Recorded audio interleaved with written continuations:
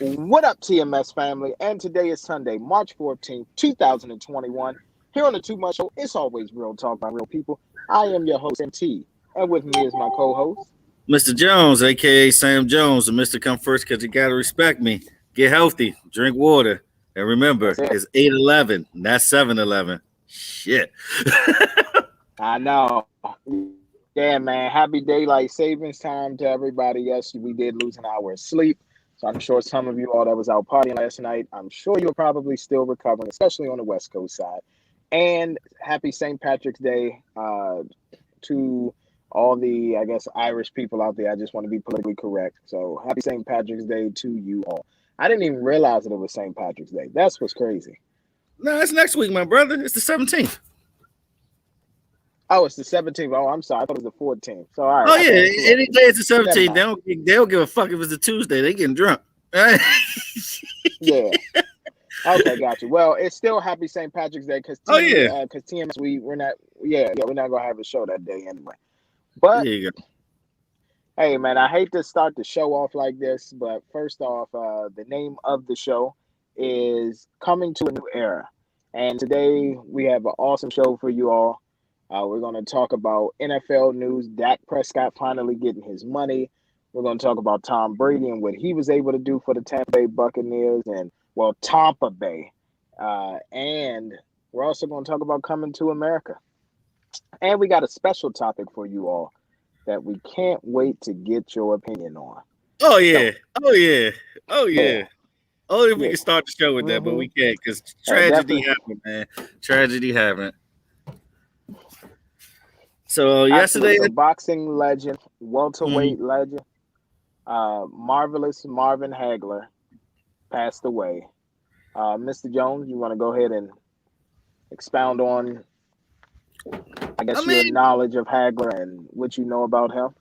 one of the best to ever do it, man. 62 wins, 3 losses, 52 by knockouts.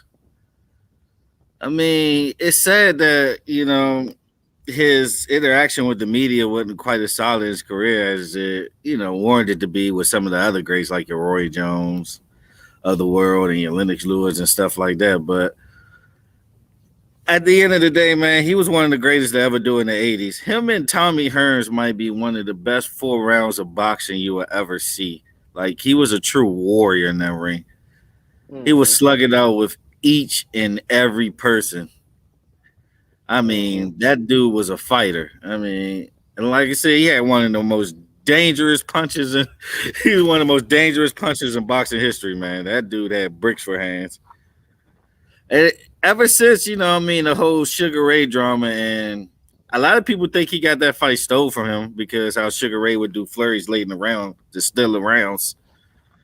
He Mm-hmm. never came back because Sugar Ray never gave him that rematch that I thought he respectfully deserved. Come on. Like, the dude only lost 3 fights. Mm-hmm.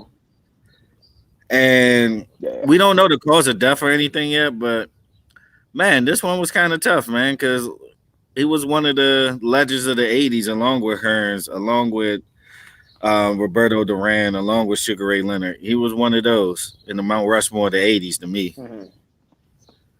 What was your thoughts Okay. on Marvelous Marvin? I mean, you pretty much said everything. I mean, tough puncher. Uh, that is not a guy, like you said, Hagler and Hearns was probably one of the best fights ever. Hagler and Leonard. We all know why. I mean, let's just cut the bullshit and say it. When you get away with stealing one like that from somebody, then guess what happens? And like and I think another thing that played into it was Sugar Ray Leonard was, I guess, how can I put this? He was loved by the media versus Hagler wasn't. Hagler was just that brawler. Hey, I'm gonna go in here. I'm gonna get it done. I'm not here to kiss anybody's ass. I'm just gonna do what I need to do. But Sugar Ray, he played the game very well. So with him playing the game, that's how they were able to steal it and give it to him. And the reason why he never got a rematch is because it was one of those instances where, hey, I stole it. I had a strategy to steal it. I stole it, and I'm not going to leave it to chance for it to happen again because, like you said, Hagler, for him to have 62 wins and then 52 of them by knockout, I mean, that shows you the type of fighter that he was. He didn't come in there to play any games. Just plain and simple. He just did. I mean, he went on a run, 1980 till he lost to 87 to Leonard? Undefeated. Fought everybody. Never Yep. ducked the stool. He never ducked the soul. Mm-hmm. Well, the moment his number was called, he was Nope. supposed to get that. Like, man, I'll be honest. That's one of the biggest black eyes of Sugar Ray career to me. That's why he won't be the greatest to me, because he literally ducked that rematch against Hagler. He ducked him. Mm-hmm. Mm-hmm. Of course he did. I mean, you know how it was back in the day too. First of all, everybody fought everybody, and I mean, look at how many times Frazier fought Ali. You know what I mean? They fought 4 times. You know what I mean? So like, Yeah. you can't ever question. Yeah, like you can't ever question Ali's toughness or everything. Getting his jaw broke by Ken Norton. You know, just going out there. We all know about what happened with Sonny Liston and everything, and how he went blind, or you know, it was hard for him to see for a round or two. But yeah, I mean, enough about Ali. Just to get back to Hagler. Yeah, Hagler literally fought everybody. So for somebody not to get a rematch, especially with that impactful of a fight and those two greater fighters, it does. It speaks a lot to Sugar Ray's character, but it also speaks to how dangerous marvelous Marvin Hagler was. Exactly. I mean, and my God, his uppercuts, like when he was in there digging, throwing uppercuts. Yeah, he's trying to take your head off. You the had show. a better chance. Exactly. Like you had a better chance of surviving from a bullet than surviving from one of those damn uppercuts if he caught you with it. I mean, if you caught him too, his ass always got back up. I don't think he ever been knocked out in his career. In them 65 fights, I don't think he ever been I knocked don't out. think he has either. Because if Hearns ain't doing them 4 rounds, I don't think that, man, I tell you, that was one of the best fights ever. If you want to see like how much of a warrior he is, just watch them 4 rounds between Marvin Hagler and Tommy Hearns. I mean, you would not be disappointed. Amazing 4 rounds. I mean, absolutely. That's up there with like Mickey Ward and Arturo Gotti. What's this soul too? This is up there with some of them classic fights. And that was only 12 minutes of boxing. Not even that. It's amazing. But we'll get more details as the week comes, because they did not release details on how it happened or anything. But I mean, he looked young. I mean, even though he's 65, he looked young. He still ain't had no gray hair or nothing. Nope. Well, he definitely kept himself up, which was well, they do have Just for Men, by the way, Mr. Jones. And then he's bald, so it's a little easy to hide the gray hair. Got the Walt Frazier special. Exactly. Yeah, no one can tell with Just for Men do. Rest in peace to him, man. That's one thing I can always say about getting older. You lose more of your legends, man. More people die the older you get. Yeah. All right. So PBC, they had an event last night. This is for the super middleweight title contender. So basically, whoever won that fight last night would be a mandatory. So you had Benavidez versus, what was the gentleman that he fought? Ellis. Okay. Yeah, Ellis. And I've said it on this show before. You know, too bad we don't have Big Russ on here. Would love to have him, but yeah, guess what? Benavidez, he stopped the guy, but it took him 11 rounds to do it. This is somebody, again, I told you all, he doesn't have much skill. He's just big and he's powerful. When you get somebody in the ring who says, I don't give a shit about all of that, and you're not going to bully me, these are the type of outcomes that can happen, which is somebody standing their ground and rumbling with him. What's his weight class again? He's super middleweight. Middleweight. Yeah, I'm sorry, not super middleweight, super welterweight, I believe. Hold on, let me confirm this. Yeah, while you do that, I give my thoughts on the fight real quick. Yeah, no. It was super middleweight. That's what it is. Okay, it was a technical execution. I mean, he looked good technically in the first few rounds. I'm not gonna lie, Ellis was very game. I thought he had a few moments when he did all right, was backing him up against the ropes and everything and throwing a lot of digging and body shots. But when it came to the body shots in later rounds after like the third round, I mean, Benavidez just took over. Soon as he started having Ellis back up, it was over. He just picked them apart from there. A lot of body shots. I think he outlanded them like 92-36 when it came to going to the body. And But shout out to the refs too. Shout out to the refs too for as far as stoppage. I mean, they are really stopping it at the right time. He ain't like knock him out, but every punch he was throwing in that 11th round, he was just landing with ease, like power shots. To the point you'd be like, all right, is he going to block any of these? Let's stop the fight. So I thought it was a good stoppage.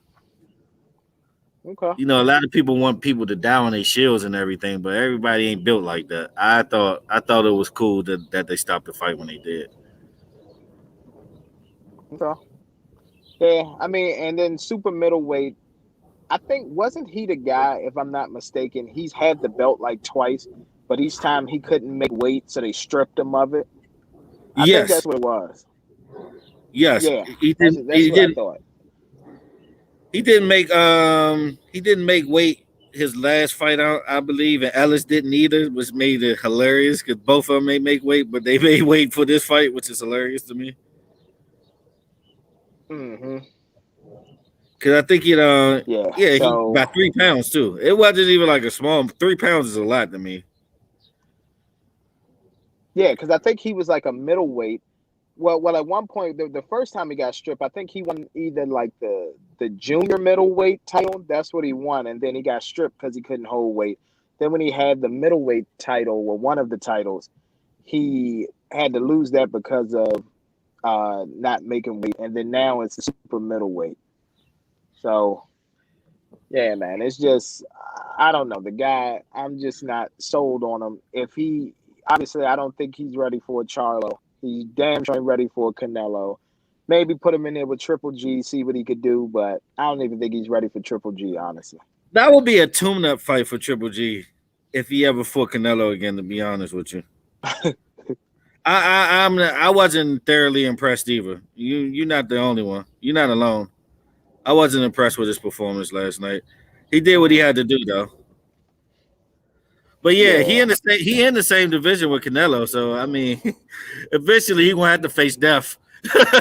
Like eventually. Exactly, and we all know what's gonna happen with that. Like it's not even gonna be funny. Cause I mean, Canelo looking to unify. He looking to unify. And after the Billy Joe Saunders fight, guess who door he knocking on next? After Billy Joe Saunders, well, yeah. I mean, I don't think he's going to knock on Benavidez. Who's the other guy that's in that division that has a belt? I mean, Caleb Plant in the division. I mean, Caleb Plant in the division. That's the only other one. Callum Smith, he already beat Callum Smith. Of course he did. He dogged Callum Smith. I mean, he got Anthony Durrell still hanging out. Daniel Jacobs is still there hanging out. But there ain't much left for Canelo. Sir, I'm gonna be honest with you. No more Danny Jacobs. I listen, salute to Danny. I'm glad he beat cancer and everything like that. I do not want to see him take on Canelo. Anthony Durrell, I don't want to see that either because Durrell would get embarrassed as well. Please. There's only maybe one or two more fights that I want to. Yeah, there's only one or two more fights I actually want to see Canelo do. One of them is going to be. I do want to see one more Triple G match. Make it, I guess, a trilogy. Make it a trilogy so he could beat him, solidify it, beat his ass, whatever else. Next, I don't even want to see this Caleb Plant fight. I want to see him fight a Charlo. So once he beats up the Charlo, then that's it. Because Caleb Plant is nobody as well. Him and Billy Joe Saunders, both of them are overrated to me. Neither one of them can touch Canelo. Neither one. Jamal is probably the best shot. Caleb Plant got a shot. You gotta give him a few more. You gotta give him a few more fights though, because he got the speed to do it. Sir, he got the speed to do it. It's not gonna happen. It's not gonna happen. He may have the speed. He don't have the heart. I promise you. I don't think he will walk over Caleb Plant. That's what I'm saying. It will be a fight. he's not going to just knock his ass out in the first 6 rounds or nothing like Oh, that. It's going to you're be a right. fight. You're right, sir. It's going to be a fight the first 4 rounds, and then after that, once those body shots start settling in, Plant will guess what Plant is going to do? Go back into the fucking dirt. Okay, that's what Plant is going to do. But them the only 2 fights left in the division. You got Caleb Plant and the Billy Joe Saunders fight. That's about it because Exactly. All he he beat needs to do at this everybody point, else. exactly. All he needs to do is just unify and then just go ahead and then hang it up. The only person who he should come out of retirement to fight is what's the name? I told you Charlo got one of the belts, but if he's gonna come out of retirement, it'll be if Errol Spence moves up in weight and goes to middleweight, which I think he will do soon. Now that's going to probably be the retirement fight. Yeah. But they're going to have to come up to him. He's not going down to them. Canelo 168 Oh, of up to course not. 168 now. Like what the fuck? He ain't coming back down. He'd be fool. Yeah, he'd be a fool to do that. He would be a fool to go down in weight. And honestly, you know, I mean, Canelo chasing legacy too. He wants to be known as the undisputed greatest Mexican fighter ever. Because let's be honest, you still got Chavez up here. Chavez is still up there. He's chasing Chavez at this point. He is. I mean, he never gonna get 89 straight victories, but still, he chasing Chavez right now. And yeah, the nigga ain't gonna fight every 3 weeks with cocaine. So that nigga's a straight cokehead. So I mean, other than that, he chasing legacy. So I think after he unify these titles, you might see one or two more super fights, and that's it. Like I can see him fighting the winner of the Bud Earl Spence fight whenever that goes down. And how you feel about the whole Bud Crawford taking the less split than Earl Spence in the fight? They talking about 70-30, 60-40 maybe? Honestly, I'm okay with either one of those numbers. Why? Because Bud does not sell a fight. I don't even know when Bud Crawford is actually going to fight, and unless I see the commercial on TV. They do a horrible job at advertising. And to be honest, Spence deserves it. Spence is the bigger draw. Now, Bud is a great fighter. Don't ever get that twisted. I appreciate Bud for who he is.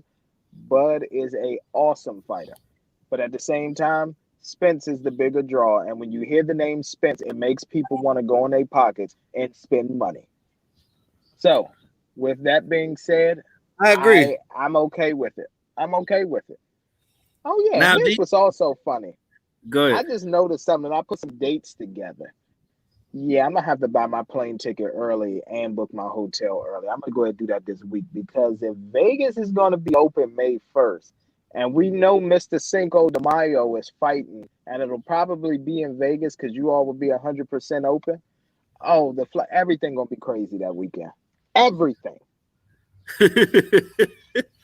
Yeah, and then like, how you feel about a lot of people say Errol Spence is actually the cash cow of boxing and not Canelo Alvarez. How you feel about that? I wouldn't.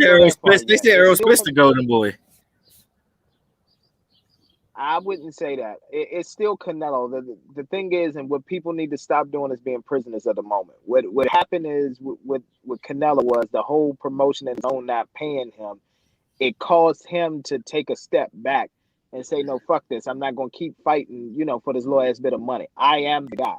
Now, Spence is right up there. So I think they're 1A and 1B. But, yeah, it's between Spence and Canelo. Everybody else is just beneath. So I believe that Spence deserves. According to Forbes, Tyson Fury is actually the cash cow. He made the most money last year off his one fight. I think he made like 40-50 million off that one fight. I mean, here's the thing. Of course, he was going to be rewarded. I mean, yeah. I mean, but it is what it is. But we're talking about politics and everything else. Like nobody. Here's the thing. I'm not looking for when Tyson Fury is going to fight again. I'm actually anticipating when Spence is going to fight again. And Spence said he's looking to fight around May or June this year. He said it at his last fight. He said he's going to take a couple months. make sure his body feels okay and everything after the fight that he just had with Danny Garcia, and look for him in May or June. But he just want to ride horses and everything because he bought his ranch in Texas. Yeah, I mean, I'm be honest with you. Canelo got a whole country behind him. I'm sorry. Yeah, where's the ticker at? So the people can know. Yeah. He got a whole fucking country behind him. Mm-hmm. Like Canelo is definitely the bigger draw in the cash cow by far. Mm-hmm. Canelo could fight a no name, and the no name would get the biggest payday of his life. Exactly. And it's guaranteed to be on pay-per-view. I mean, look at the man last interest, man. That man had a concert with J Balvin before he even walked through the ring. And that don't show you power. I don't know what that shows you. Seriously. Exactly. And for those of you who don't know who J Balvin is, isn't that Bad Bunny or something like that? Nah, well, they're in the same group, but yeah, he's a popular Mexican artist. I mean, y'all listen to Cardi B in the past 2 years. You like the song I Like It Like That. That's him. Okay, got you. Yeah, dude, one of the biggest stars in the world. I mean, man had his own McDonald's meal with Travis Scott. I mean, yeah. So I mean, for him to have a whole concert before he came to the ring, crazy. Mm-hmm. But yeah, Canelo is definitely the cash cow. I mean, he learned the formula from Mayweather. I mean, I don't even know how many times I got to say it. After he lost to Mayweather, I'm like, he's never going to lose another fight. He's not. And when I mean by fight, not even in the ring, too. I'm talking about pockets, too. Canelo ain't going to take the least cut from nobody ever again. Mm-hmm. He's going to get the most money every fight he makes for the rest of his life. Mm-hmm. Because you know what's crazy? Even being out here, because at the time I was working downtown. Like I was working at Fashion Show Mall. If people know, that's pretty much the mall on the strip. And I remember it was like more Canelo Alvarez shirts than like Mayweather. Like it was more Canelo fans than Mayweather back then. A lot of people wanted Mayweather to lose. Like I started noticing the phenomenon. Because even with the other fights like the Maidanas and all of that, it wasn't too many people rocking merch and all that, but everybody had a Nike Canelo Alvarez shirt. I'm like, who is this guy? I knew he was, but I'm like, who is this guy? Like, I thought the dude was a star back then. Now Mayweather out the way, I mean, sky's the limit for that kid. Agreed. Yeah, so to answer that question briefly, like, nah, Errol Spence ain't on Canelo Alvarez level yet. That was star power, not at all. That's what I said. It's 1A and 1B. The cash cow for PBC, hands down, is Errol Spence. But the cash cow for all of boxing is Canelo Alvarez. Not even close. Yeah. Not even close. I mean, honestly, PBC, the way they promote is really nobody over in the rest either. Because you can name a lot of people that's popular with PBC. You can. That's how they promote. But we know at the end of the day, he's considered one of the best pound for pound. And yeah, he's going to get that best pound for pound money. But even with promotion and shit, like this last Canelo fight, that shit had no promotion at all. Yet the buy rate was still in the millions. That's what I'm saying. It's crazy. Like literally, you can hear about the fight on Friday, and your ass gonna be watching the pay-per-view on Saturday. A lot of people don't demand that type of attention. Not at all. But nah, though, let's get into this next topic, man. Dak with the bag. Dak got the cash. About time. Hold on. Put the caption up for the people with NFL news. Dak got the money. Yeah. Dak got the cash. Dak told everybody, go kiss his ass. So while Mr. Jones is getting that up, I'll just let the people know. So Dak Prescott, he got a 4-year, $160 million deal. They said literally this year alone, he's set to make over $70 million. He's set to make about $70 million just off of this 1 year alone. So, Mr. Jones, do you think Jerry Jones made the right decision? Man, Jerry Jones ain't had shit to do with this. Thank you, Stephen Jones. Because you gotta remember, we gotta go all the way back to 1994, brother. Emmitt Smith ain't fucking get paid, and Emmitt Smith had to sit out in the beginning of the regular season. So that shows you how much a stubborn son of a bitch Jerry Jones is. Yep. Stephen Jones made the deal. Let's get that right. Fuck Jerry Jones. He ain't do shit, but held this fucking deal up. To the point that we got to restructure contracts and shit now anyway.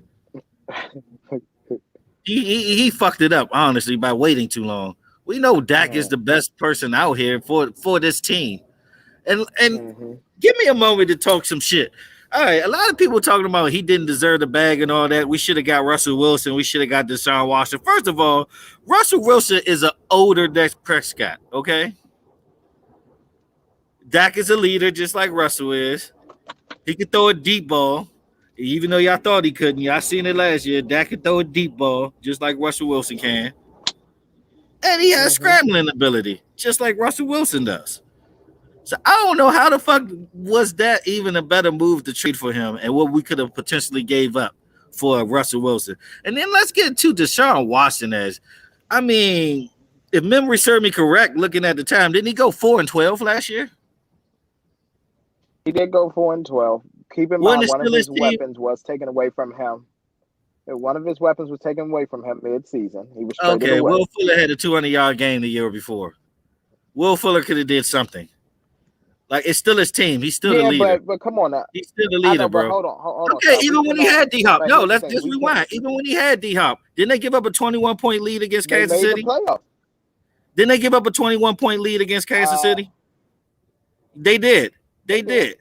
And they ended up getting a 50-burger dropped on him. And he couldn't respond to Kansas City. He was up by 21 in the second half. And they gave that up. I'm sorry. When does Deshaun Watson become one of the best quarterbacks in the league? Dak can't throw the ball. He had 4,900 yards years ago. He was on pace to have 6,000 fucking passing yards. 6,000.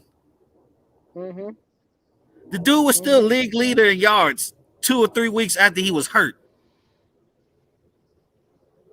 Yeah, he don't deserve the money. And you know what pisses me off the most? It's always our people. Man, let the black man get the fucking bag. Oh, he don't deserve this money, pocket watching and all. That's why your punk ass ain't the GM of the NFL. Because you know what the fuck you doing. Seriously. Well, yeah. Well, I say because of the market and everything. Now, when he said he wanted Patrick Mahomes' money, I misinterpreted. I thought he was talking about he wanted $450 million or $500 million. I already knew what he meant. I told you that. Yeah. He wanted the annual salary, which is $40 million, which is about market value, which he should be getting. Dak is young.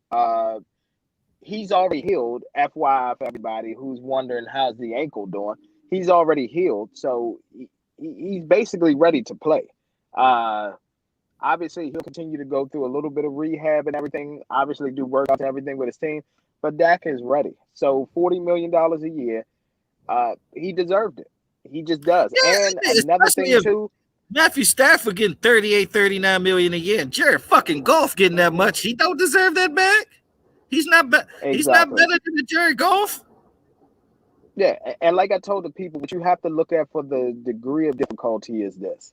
Not only is he a quarterback, but he is a quarterback for the Dallas Cowboys. No matter how bad the Cowboys are, the Cowboys can be 1-15. They will still, if not lead off, they will be second to leading off. So they will be the runner-up to leading off all of your major sports shows.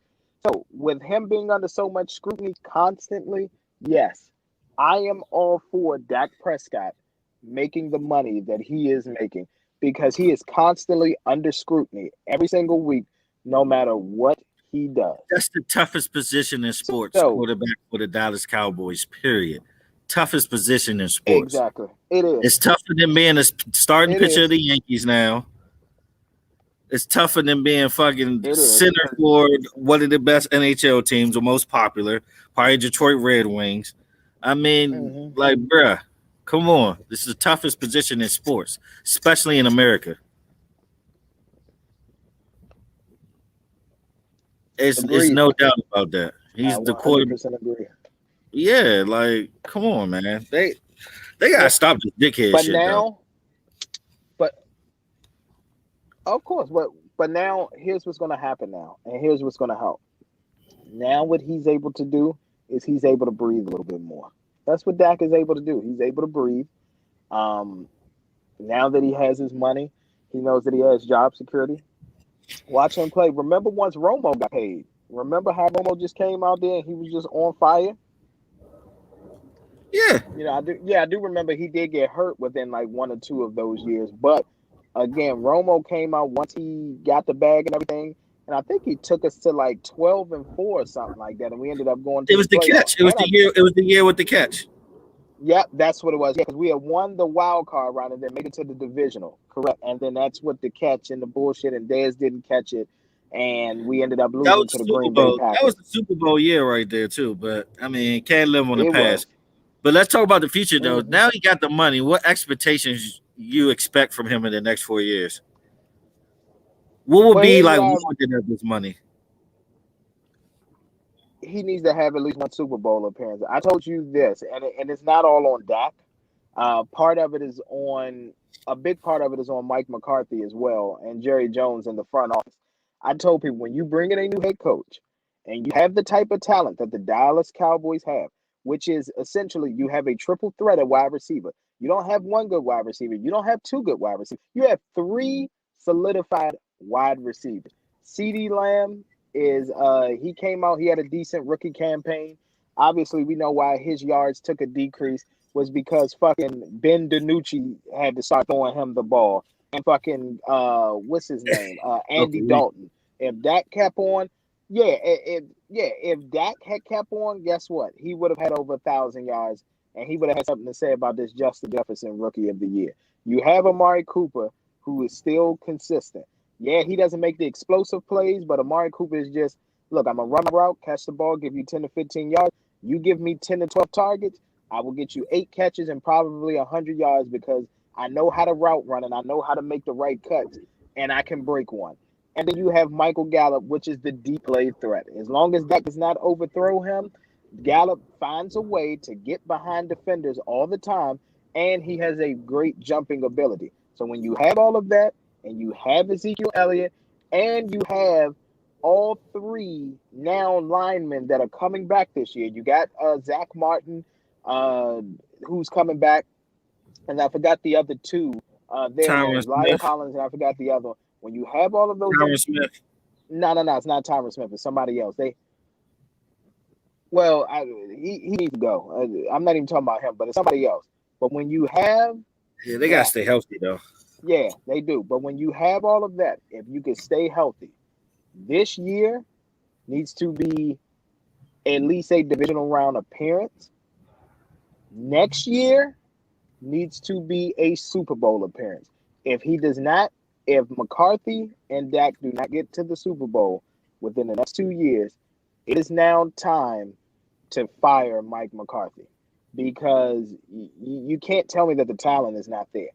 Defense, I do believe that we need to go out and draft probably another DB. We need to go get another solid DB. Surtain is It's a the answer, safety or a man. corner. Patrick Surtain Jr. is the answer. Okay, well, that's who we need to draft now. That's what I think they got. They gotta get Surtain. If they get Surtain, we should be good. We should be good. Mm-hmm. Which I'm okay with. But And what's the honestly, name? I mean, What's the name? Malcolm Butler sitting out there too. I mean, Malcolm Butler looking for a team right now too. I don't think that's not a bad acquisition at all, especially if you could get him at a discounted Nah, if price. you get him at a discounted price, throw him in there a nickel because what's the name out there was getting fucking torched all year. What was his name? Number 20. What was it? 24, 27 26? Diggs or something like that. You know who I'm talking about. He was a rookie. Yeah, Diggs. Yeah. He was getting fucking torched. I refuse to say He took sorry ass bastard. Yeah, and here's the problem with him. He got the speed to keep up with any wide receiver. He has two problems. Number one, he gets caught looking in the backfield. And number two, he always tries to go for the highlight play, which is the interception, versus just knocking the ball down. I mean, If he it's a just knock the two-team ball race down, at the everything end will of be the all day. right. It's a two-team race for the division at the end of the day. It's Cowboys and football team. Because I mean, the football team still got the defense, but I think the recent acquisition of the quarterback might prove to be a downfall for them. But I just don't Who's get their why quarterback? nobody wants. You know what I think at this point? I think people want watching and people are going for watching. I just think Houston asking for too much. I think the GM is fucking up with Watson again. Oh, of course they are. He might have to sit out. I think he wanted them sitting Oh, out he the is. season. Well, that's what he said. Deshaun Watson said, "I'm okay with sitting out for the entire year." That's what he said. He said he's prepared to do it. He's prepared to lose a year worth of salary because he does not want to play for Houston no more. He refuses to play for them. But my thing is, yeah, they do need to trade him. They need to figure it out because they could definitely get something for him. But like you said, they're just asking for too much, and people are like, "Wait a minute, what the fuck is going on? We're not gonna pay you all of this." Yeah, exactly. Mm-hmm. But in other news, since we're talking about new deals and everything, Tom Brady, everybody, the GOAT, once again doing GOAT things, signed a 4-year extension with the Tampa Bay Buccaneers. This season alone, he's set to make $41 million in the upcoming season. So with Brady being set to make $41 million, this will lock him in for the 2022 season. I mean, Brady literally signed. He put up a caption saying, "Hey, this is it. We were able to keep everybody together, Tampa Nation." So at this point, is it safe to say can we start talking about dynasty in Tampa Bay? I mean, possibly, yeah, possibly. They're gonna have to win another one. Here's the thing. It's gonna have to be back to back. Of course. And I told you I got them going back to back. I really do. I got them being back to back champions. So what I think will happen is they'll win this one that's coming up. Then they'll go back and they'll lose. And then in that 2022 season, that final season, Brady will win and ride off to the sunset. And I actually have Brady finishing with 9 titles. I got him finishing with 9. That's crazy. That the dude's really gonna play till like 50. That's kind of crazy. Like it's really a precedent, man. That the man is playing this well.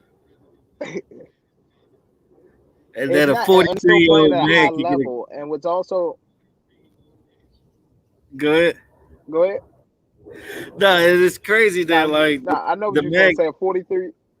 The 43-year-old man got a contract extension. That's crazy. Wow. Wow. Yeah.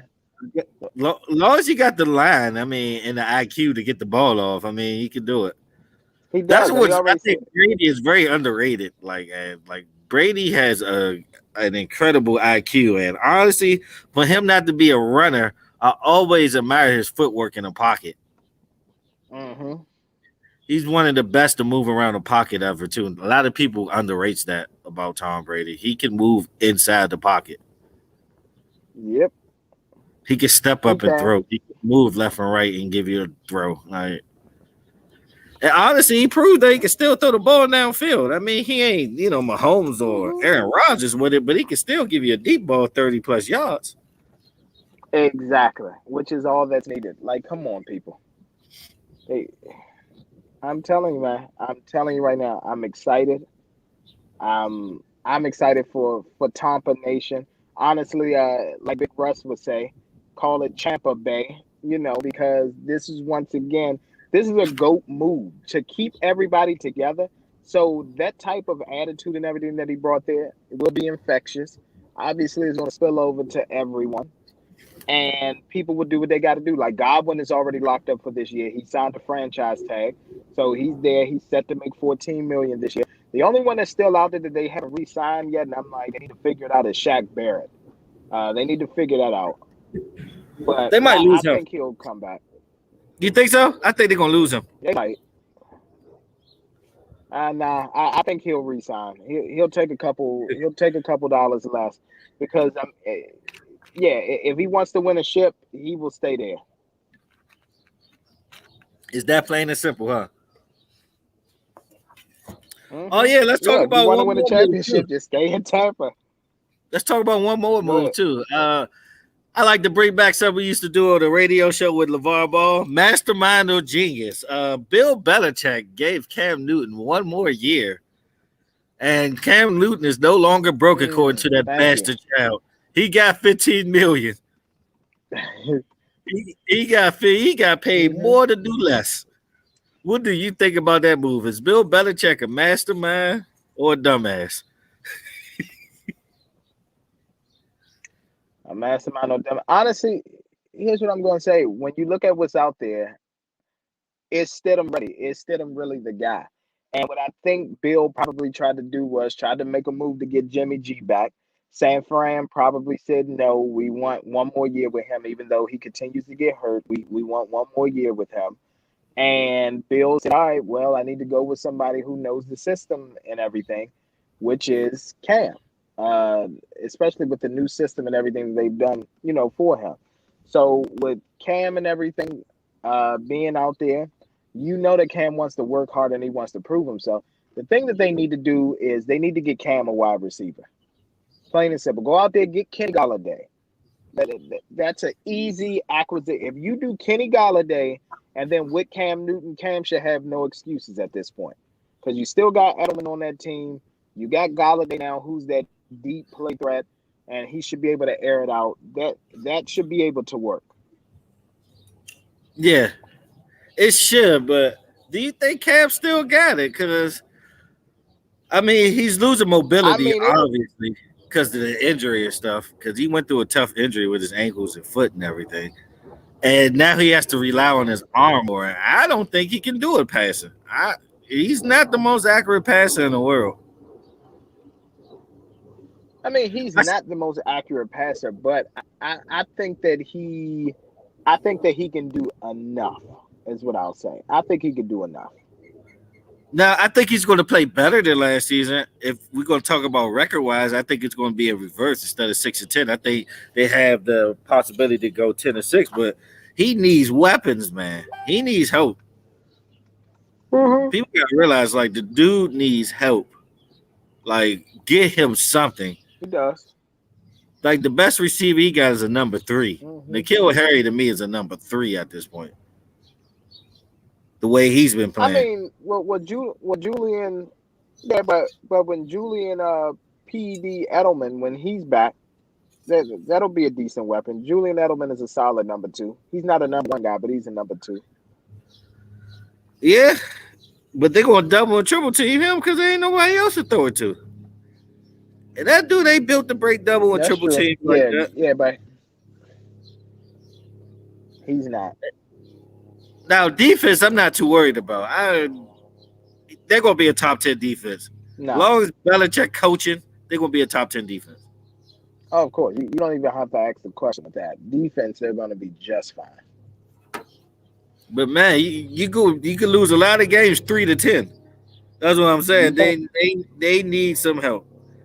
Even a solid running back will work. Because at the end of the day, Cam needs somebody he could throw a screen to.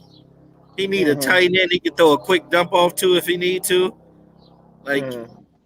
Cam ain't built to be checking progressions and all of that. Cam got to get that shit out of his hand or he got to run. Mm-hmm. And honestly, I think they should call less design runs too.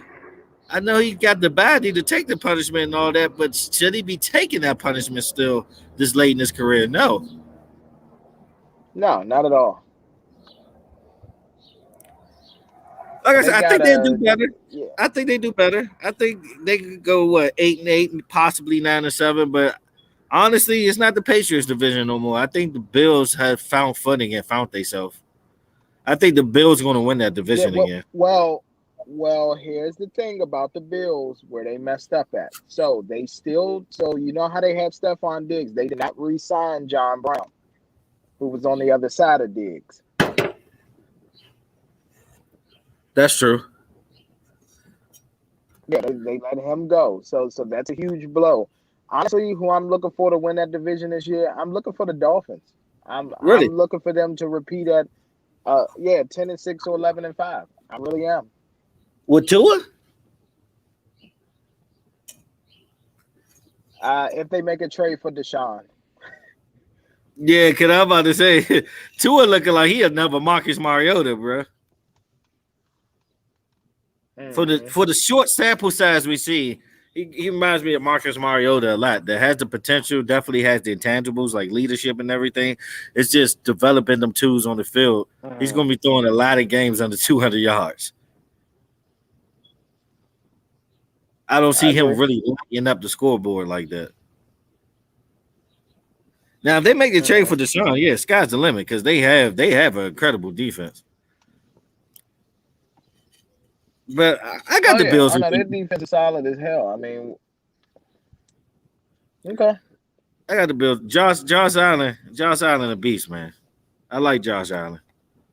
Okay. I mean, I'm not going to refute. He's definitely good, and I think the Bills will be right in the mix. But again, I mean, the draft isn't over. Off season isn't over. Let's see what the Pats do as far as wide receiver. But if they don't make any moves wide receiver wise, time to retire, Bill. Time to retire, Bill. Yeah. He already should have fired himself as GM, but it'd be really time to retire all the way. Mm-hmm. But nah, man, let's get into the shits. All right, what we getting into? Boom. Surprise topic today. Let's get into it, man. Surprise topic today. I got some shit to talk. What up, Zeus? What it do? Zeus, welcome back, sir. Hey, man, you know what it is, man. I see you out there, in the wind, got the sun gleaming on you, shining brightly. Both of y'all. How my good melanin kings doing? Oh, my God.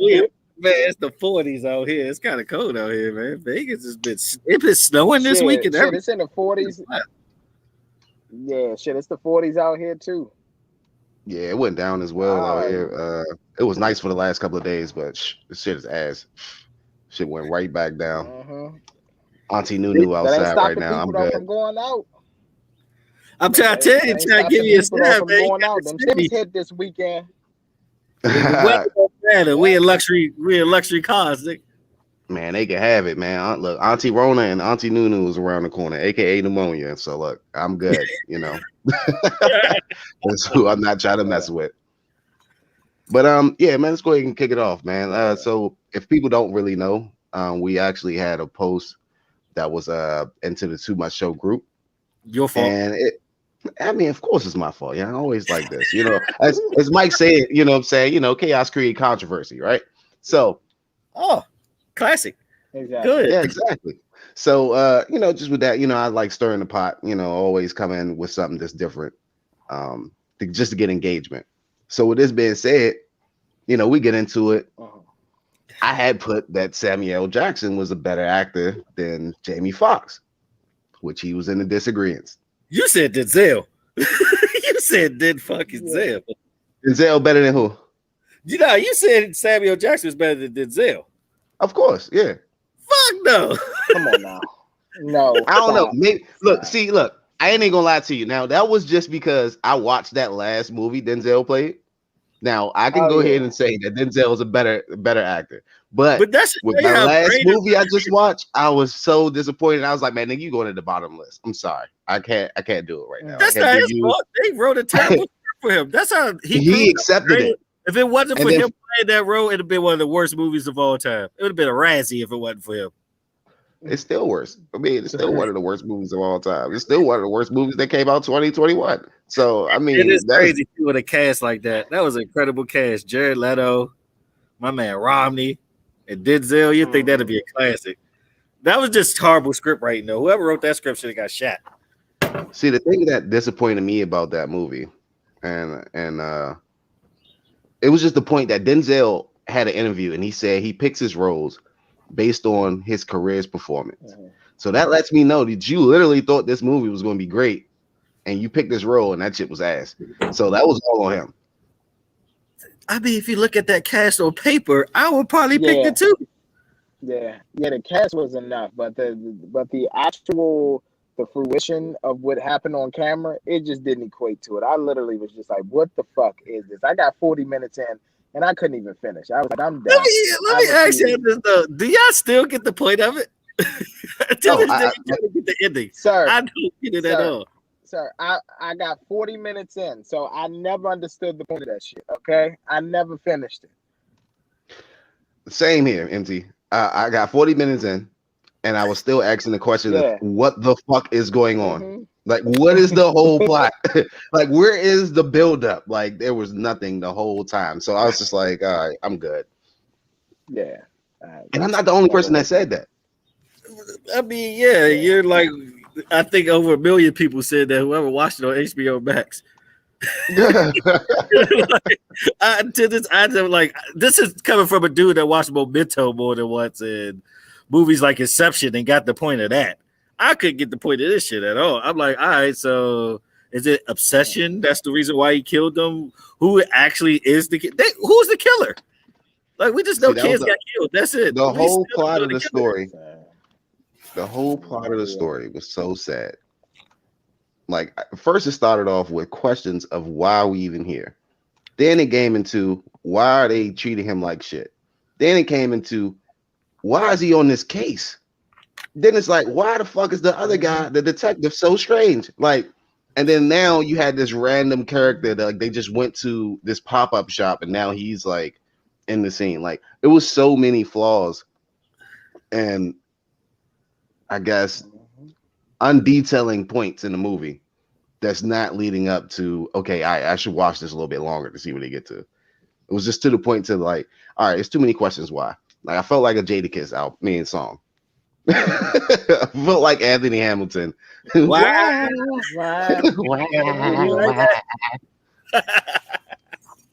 Yeah, because when the best part of your movie is a fake highway chase, something wrong with that.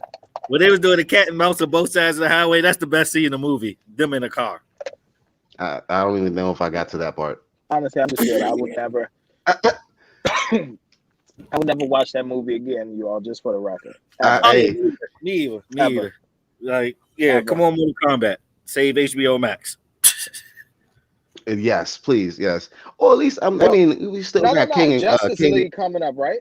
We got Justice League, and then at the end of this month, we got the Kong versus Godzilla, which I think is really going to be a dope movie. I know they overhyping it, but I really think how many times they filled with both of them separately? They've been filming for over 50 years with that shit. Well, I mean, the Kong movie wasn't that bad. That was actually pretty decent. And then the Godzilla, what was it? The Gods Among Gods or something like that. That was pretty decent. Mm-hmm. I mean, they kind of had it as a classic faction, like, you know, from the previous Godzilla movies, and that kind of Michael Bay it a little bit with the effects. So, I mean, it was decent. So, like, I think it was pretty much like how Superman was failing in movies, and they couldn't have the Batman versus Superman. So once both movies perform well, then they bring this together. That's a good point. But I mean, at the end of the day, they had to make it more about the humans. It ain't even gonna be about the monsters. It's gonna be about the fucking humans. That's what's gonna make me mad about it. No, I don't think it's gonna be about the humans. I think it's gonna be more of the backstory, like from the old Kong versus Godzilla and the storyline, because a lot of details that they have in this movie is from the past movies that they made. So they're still trying to tie in the history, and then they still trying to make it so the millennials can watch it as well. Oh my god. I guess they should be canceled then, because they crush buildings and shit. They're insensitive to Earth. Hey man, go ahead and go to the god, in the sky of cancel culture. Fuck cancel culture. Yeah. But here's the thing, all right, so Mr. Jones, one of the arguments that we got into was the whole Morgan Freeman being over Jamie Foxx thing. So you Mr. crazy? Jones, please, I'll allow you to go. No, you go ahead. You the one that made the big. No. All right. Why is Morgan Freeman better than Jamie Foxx? Please. Because he made Shawshank Redemption. Do I have to say anything else? I mean, Morgan Freeman played God. I mean, I don't know. I mean, like, all right, The I'm gonna voice, say this. yes, his voice even won Oscars. Marsha the Penguins. His voice won Oscars. He ain't even had to be in it. Okay. Glory. All right. So let me ask you Glory. this then. So since Glory. you want to Another classic. Historical. Glory. Let him okay. talk. So let me ask you this. Did you Come up not with say a that point. Soul? Can I ask you something? Did you not say that Soul was probably the greatest Disney Pixar movie of all time? Who did that Yes. voice? It's Was one that of Morgan them. Freeman or was that Jamie Foxx? Who was I mean, it? he did a Who voice. was it? No, He did I'm a asking voice. who was it? Too. Is that acting? Okay. Yeah. Yeah. I mean, in a sense, Morgan Freeman. but it's not. Go ahead. But here's the thing. Here's why I give Jamie Foxx the edge. When you talk about versatility, okay, and you talk about his different roles, he was able to play Ray. He did great in that role. He was great in the solo. That's his one. Hold on. You're not going to okay. So you're not going to tell me that he didn't do good as a cop and law-abiding citizen, did he not? Yeah, he had a great cast. When he played, I forgot his name, not Angelo Dundee, the other guy in Ali. You telling me he didn't play that role well? He ain't do better than Morgan Freeman, $1 Million Baby, which is about boxing too. Morgan had more of a lead role. Oscar later. Jamie Foxx was more supporting. Oscar later Jamie was more of a supporting role. Let's go back to A Law Abiding Citizen. Who actually sold that movie? What, $1 Million Baby or Ali? No, A Law Abiding Citizen. Who actually sold that? I think. Please don't say Jamie. No, I mean it was We Gerard. both watched that movie. Yeah, I mean it was Gerard who sold it more, but it was almost because Gerard was more sinister. You know what I'm saying? But like at the end of the day, we're not gonna sit up here and say like Jamie didn't have a good performance. Hell, Willie Beeman, that's an iconic role any given Sunday. The cast. Let me get some fucking protection. Just the cast. You with Al Pacino. It doesn't matter. He still did a great. And guess what? And for him to have that type of cast, but hold on. Here's the thing: for him to have that type of cast and still stand out, I mean, come on. You know what I mean? He didn't stand out. Can we get much. to the? Can we I get mean, to he the was run the main from character. That's the only reason he stood out. Can we get to the run from Booty Call to Ray? All the bad roles he had in between then, like Bait, Garbage Movie, Held Up. I mean, we can go recently. Movie. We go with Power the worst Marvel villain ever. The worst Marvel villain ever belongs to Jamie Foxx. That's another one. Nah, he's not the worst. He's one of them. He's probably top 5. No, they had to top 5. Spider-Man. Not the worst. They had to do another Spider-Man. They had to do Spider-Man all over after that garbage. Mm-hmm. I mean, that's not his fault. That Spider-Man movie was some ass. Electro. I would say this in defense. He's coming back to play the same role though, so he had to do something. Yes. In your defense, he is coming back for that role, so he had to do something. Why do we even have a bucket list in life? You said, why do we have a what? Why do we have a bucket list in life? Why is there such thing as a bucket list? I don't know. I've never watched that movie. Because it's a movie Morgan Freeman played. It's a movie that Morgan Freeman played in. Okay, great. Did he play? Okay, so was it about him or was it about a white person? Okay, but was it about him or a white person? Which one? It was about him and a white person. It was dual. Okay. Yeah, just it was about a white person. Got you. All right. It was a tag team. It was a tag. Look how you try to throw that in there. What does that even mean? Now you sound racist. Like, come on, man, don't do that. It's not about that, but here's the thing. It's what white people got to do with Morgan Freeman actually shining in the movie. The same thing that the white person had to do with law-abiding. Give me a role. Butler, what is he? Is he black? Hey, it don't matter. Still killed the role. Okay. That's just that's pretty much like Killmonger and Black Panther. People discredit Chadwick Boseman because how sinister the role Michael B. Jordan played. People love Killmonger more than they actually love Black Panther, that movie. That's facts. People love Killmonger for the line. No, people love Killmonger because of the line that he said, and they like the whole Malcolm X type of role that he would take. Martin always, here's the thing, Martin, a lot of the times when I'm speaking of Martin, meaning Martin Luther King, he always gets outshined by the Malcolm X You know why? Because people with their anger and everything that's going on right now is where by any means necessary, we need to do what the fuck we got to do. And if we need to kill somebody or shoot somebody, then we're going to do it. That's why. And the line where he said, bury me in the ocean with my ancestors, that's what got everybody like us. So that's what it was. Michael B. Jordan had more quotable lines.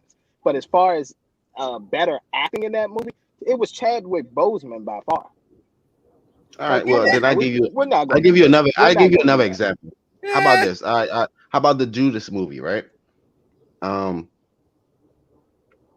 The person that played Bill. Now he didn't have the best lines, but also his acting was phenomenal, and I give him over. I forgot the guy's name, but the dude that played Fred. So the guy who played who? With that, Fred Hampton. Okay, yeah, Fred Hampton. Yeah, Daniel Kaluuya. Correct. Daniel Kaluuya, yes. All right, so with Daniel Kaluuya, now he would have more lines that are more memorable and more impactful. But the acting, I would give it to the Snitch. And even though I hate it because he's a snitch, but he played the shit out of that role. He had to go to therapy for that shit. Exactly. I believe you. I mean, exactly. I believe that because I did some research right after the movie, and it kind of fucked me up too.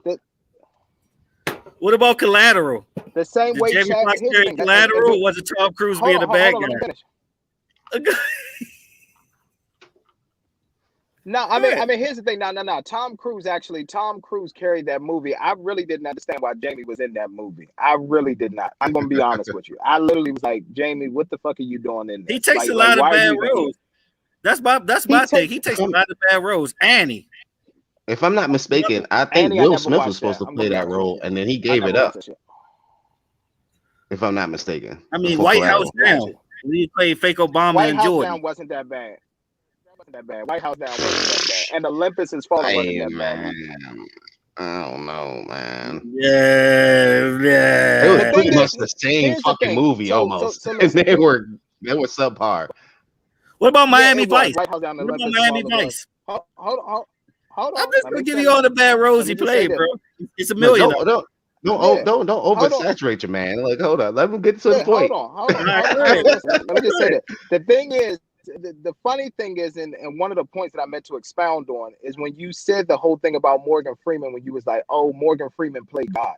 Once again, when I talk about his versatility and playing the same role, so he played God in whatever movie you referring to, but then we see him as God again. Bruce Almighty. And what is it? Bruce Almighty. And then you might as well say he was God in the movie Wanted, because he was sitting up there, you know what I'm saying, writing up his own hits, manufacturing his own hits. So it's just one of those where it's just like, he's just monotone. Like I literally, like Jamie's about to be Mike Tyson. You know what I'm saying? Like, the thing is, just the versatility that Jamie Foxx shows as an actor and how he's able to take on characters. That's why I give him the slight edge. Not to mention him being in Living Color. Not to mention him having a Jamie Foxx show. You get what I'm saying? Like, come on, man. Like, I get you. I get that. Now, yeah, it's my defense is with that. With the versatility that he plays in movies. I said acting. I didn't say said acting. I said Jamie Foxx is a better actor than Morgan Freeman. You crazy, but he go ahead. Is plain and simple. Look. I'm about to bust your point, and I want to see where you come from this. So, with this being said, now his versatility. What is the achievements that he got for acting in these versatile roles? What is it for? It's only literally for like one movie and one more. That's why I said other than that will be with music. I mean, but and you know where I'm going with this. Though, but here's the thing. I ain't even go name 7. I ain't even name 7. And here's where I gotta flip it back. But hold on. Here's where I gotta flip it back. So we can't use it's either we're going to acknowledge the Oscars or we're not, because when we think that somebody played a good role and it gets snubbed, it's the Oscars are culturally clueless. The Oscars do this, they don't know this, they don't know that. But then when we got to make a point about an actor, oh, they won an Oscar for this, oh, they won an Oscar for that. Denzel, I wouldn't even. For training I'm not hold technically on. talking about the Oscars. Hold on, just listen for 1 second when we talk about accomplishment. That's you. Go Denzel won an Oscar for Yeah, Denzel won an Oscar for Training Day, correct? Are you gonna Yeah. tell me that's the only great role that Denzel has played? Shit, No. Denzel He could have got won snubbed an on Oscar Philadelphia. for the performance that he put on. He Remember got the snubbed Titans? on He got X. snubbed on that. Yeah, Yeah, like he come got on, snubbed. like that's what I'm talking about. So I'm sorry, I'm not going to compare that because to be honest, Samuel L. Jackson, who we all refer to as a great actor, he's never won an Oscar. But Samuel L. He Jackson never gets busy played. in He his never played movies, a But role. also, I mean, but he's all not right. going to So say this is no. what I'm going to say. I let me pause you there. So what I was going to say with that, I wasn't talking Uh-huh. literally of the Oscars. Now that's what most people go to. Now, come on, now we're people of color, and we already know how the Oscars do us. So, you know, with that. So we all in an agreement that that Yeah. can't be the forefront. Now, with that being said, there's so That's many correct. other awards that you can get, and then people have received. Now, with that, of all these Like what? rewards, Any he only genre got the you try most to for make, Ray. Morgan Freeman He did a had the better most role. for Ray, and maybe one for Django, and And I the would give him. others You were think Leo for ain't carried music that movie? categories. You think Now, if Leo you ain't talk carried about that Samuel L. movie? Jackson, he still had a lifetime You achievement said on what? BET. Yeah, I mean Samuel Jackson's been over 150 films. Yeah, exactly. Yeah, he's got to get a lifetime achievement award. He don't have a choice. When you're playing that many fucking movies, you don't have a choice but to get that award. That just it is what it is. I mean, what about Alfred in The Dark Knight? Yeah, Way better than Electro and Spider I Man. never saw it. You never saw Dark Knight? I've never saw it. I'm gonna be honest. I mean, yeah, Fuck Dark it. Knight. Yeah, I saw that. Yeah, he was Alfred. Oh, so wait a minute, hold on. You talking about Morgan? Yeah, That's how. yeah. That's how. See, That's how I didn't look, even notice it. Look, I didn't even notice it. I didn't even notice it. I nah, thought Alfred was a that's white cool. man. He wasn't the I'm gonna butler be giving honest with Bruce you. Wayne all the advice. White people. He wasn't giving Bruce Wayne all the advice. Well, guess what? No, I don't. I honestly don't remember that. I really don't. You know You what I got remember it. about Dark Knight? All the weapons he had. Didn't So get let from me ask Morgan you. Freeman. I remember the Joker. I remember the Joker in Dark Knight. I don't remember. I'm telling you right now, I don't remember Morgan Freeman in Dark Knight. I don't. I'm just gonna be honest with you. And white people should be upset. They Well, at first you because said you that's ain't seen the cultural movie, but appropriation. then I now never you seen seen. it, and then now you don't remember. He was on the whole trilogy. It's okay. It's all right. I He was understand. on the whole trilogy of Batman. Batman Begins, The Dark Knight, and the last one is Alfred. And then this thing. I'm just saying. Yeah, I honestly, but this is the thing though. I honestly don't remember him being Alfred in that movie. I honestly don't. I don't remember it at all. I remember Bane, and obviously I remember the Joker. And we all know we all fell in love with the Joker. Yeah. Yeah. Yeah. We all remember Joker because then that's when we like, look, all right, when they was making this Joker movie, that's when everybody was getting excited. Like, all right, this mother, he got to be a sinister because if not, then it's going to be a flop. And DC actually did a great job. But just to get back to it, it's just like, I don't know, it's just like Morgan as maybe his body of work, like overall movies may be better. But as far as acting, I got to give it to Jamie. I'm sorry. Morgan is just too monotone for me. He did it. He did. Now let's talk about versatility. Monotone. Versatility. Monotone. No, monotone. No, actually, his voice makes an impression on the role that he plays. Now, also, he played the villain. He played the good guy. He played the suburban black guy. He played the comedy roles. He played like, come on, man. So if we talk about versatility, he did it also just as well as Jamie Foxx. So you want him to sound high pitched? No, he has, but I'm just don't want you to discredit Morgan Freeman's versatility just because of his voice. Like Joe Clark is anything else he ever played? He's monotone. Like Lean on Me was like everything else he played. I mean, yeah. I would give you this. I mean, of course. I mean, Lean on Me. I mean, come on. That's the easiest one that you can go to. Of course, we all know Lean on Me is a classic. Thank you, Pops. He was the key to Batman. I know, Pops. See, with this, I would do not remember him in that movie. I would say you would have a better argument with Samuel L. Jackson being the angry black man in every film than versus Morgan Freeman being monotone. Yeah, because his voice don't show versatility. It's the range of roles he actually played in. Yeah, I don't know.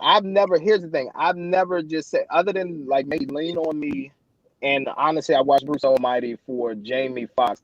I mean, not for Jamie Foxx, for Jim Carrey, not for Morgan Freeman. I've never just sat at home and be like, you know what? Fuck, I'm ready to watch a Morgan You Freeman. never saw Shawshank I've never Redemption. done that. You never saw Shawshank Redemption. Yeah, I saw it. I saw it, but again, I'm saying I'm not. So Red was that like, so Red was that nigga. Like I have to watch it. So Red was that nigga in Shawshank. Shawshank is one of the best movies of all time. I didn't say that he wasn't, but I'm just telling you. It could be, but at the same time, I'm just telling you. For me personally, I'm not sitting at home saying I want to go look at a Morgan Freeman movie. I'm just not. I'm sorry, and I'm not gonna. I'm just not. I'm not gonna be. Oh my gosh, you know what? Damn, man, Morgan Freeman, he did great in Along Came a Spider. I want to go watch it. No, that shit could sit right back there in '97 on fucking VHS where it's been. It could sit right there. I'm good. What about 7? Like I'm good. 7 was decent. Decent. 7 All was right, decent. how about this? I give you this. And even though he was still a main character and he played his role in part 2 more, what about Now You See Me? I didn't really care for that. I didn't really care for that. You know that was a good movie overall across the board. The first one, yes. The second one to me got a little corny. I'm just gonna be real. The first one was good. The second one, I was just like, eh. The second one, it seemed like they kind of dried it down. It was a good movie, but it wasn't like the first. Yeah, I give him that. It was a good movie, but at the same time, it was Morgan Freeman. He was like a godfather in there. He was, over all of the magicians and all that kind of stuff. People forget Morgan Freeman started on TV too with the electric company. And Sesame Street literally bit Morgan Freeman in the beginning. It wouldn't be Sesame Street if it wasn't for electric company. I'm just saying. People more in this category. I could care, sir. That's fine. I'm just saying. He's versatile too, bro. But I'm just telling you. Yeah. I don't know. I don't watch Sesame Street. Never really watched Sesame Street. I didn't. I was watching Power Rangers at that time.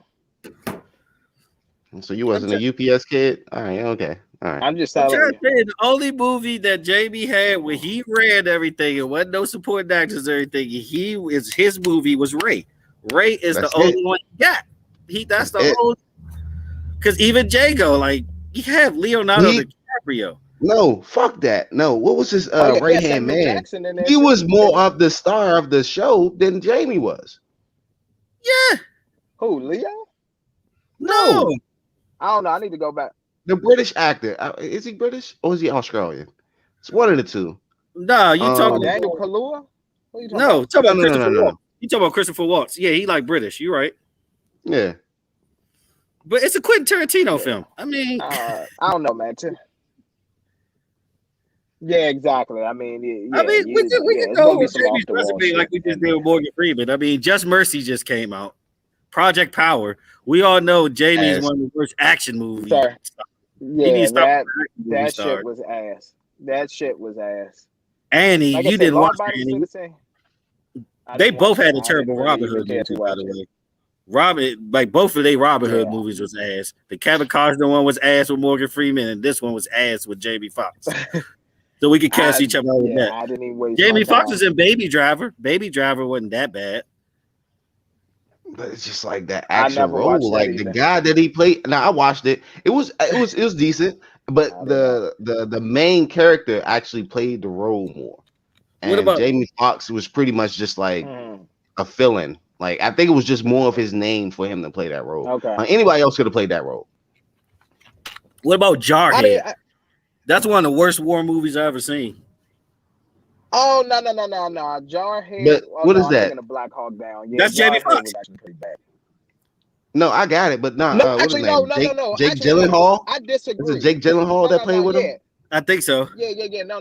Jarhead was actually decent. Jarhead was decent. That shit was not. It was decent, but it was only because of Jake Gyllenhaal. It wasn't. He wasn't a great supporter.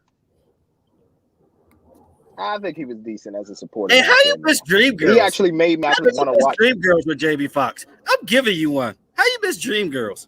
Oh yeah, Now with that Dream Girls. Yeah.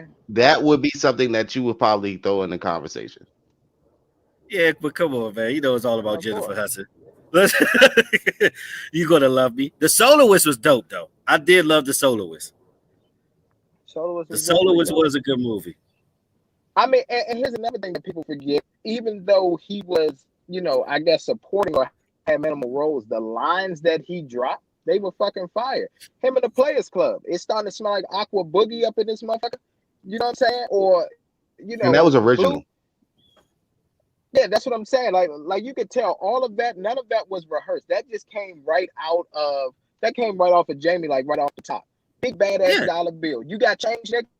You know what I'm saying? Like that type of shit. But yeah. So I don't know, man. To me, I just felt like I don't know. I just felt like I've enjoyed Jamie's movies a little bit more. Now, obviously, yes, box office. If you want to talk about, if you want to talk about the committee and all the Screen Actors Guild Awards and the Oscars and all that, of course, it's going to be Morgan Freeman because of the type of movies that they are.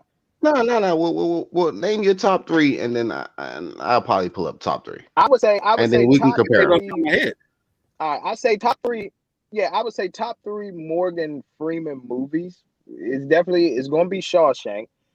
You got to talk about Lean on Me, and then probably number three would be Along Came the Spider. It'd probably be Glory or Driving Miss Daisy. But wasn't Denzel in Glory? Oh yeah, Denzel and Matthew Broderick. Denzel and Matthew Broderick.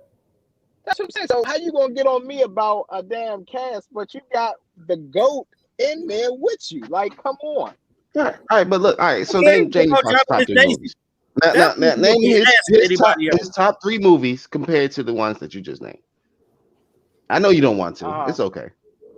All right, so I said Jamie's top three. Okay, of course it's gonna be Ray. Of course it's gonna be The Soloist, and then number three, Ali. Unfortunately, me personally, nah, I would do Any Given Sunday over Ali.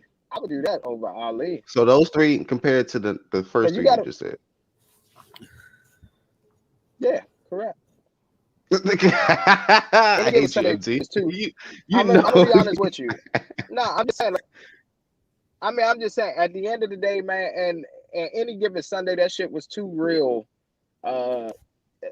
Any Given Sunday, that shit was too real for the industry. What's that Gucci Mane mixtape too real for the industry? That's what Any Given Sunday was. When they started exposing the shit that the NFL be doing, I already knew that movie wasn't gonna get no Oscars. It wasn't gonna get no nothing. NFL said, y'all, yeah, people love the movie, but fuck that. Y'all better not honor them for nothing. Yeah, I mean, yeah, because Pacino should have got something for that. Yeah, I'll probably say that. Yeah, the role that he played.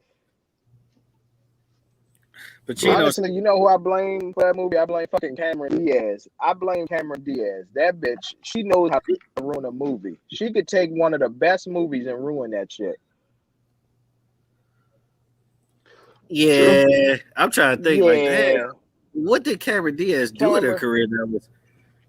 Nah, she got banned out. Like even Charlie's Angels, like Drew Barrymore and Lucy Liu killed it.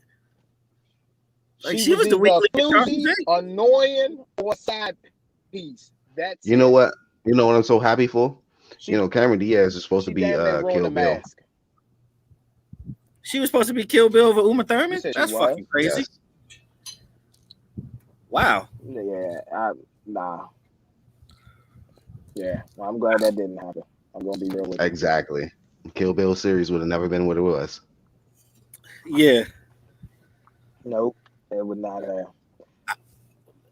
I just think the problem with Jamie Foxx is just his selection of roles.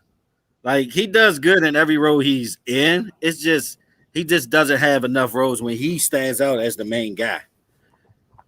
I get what you're saying. He's more like color.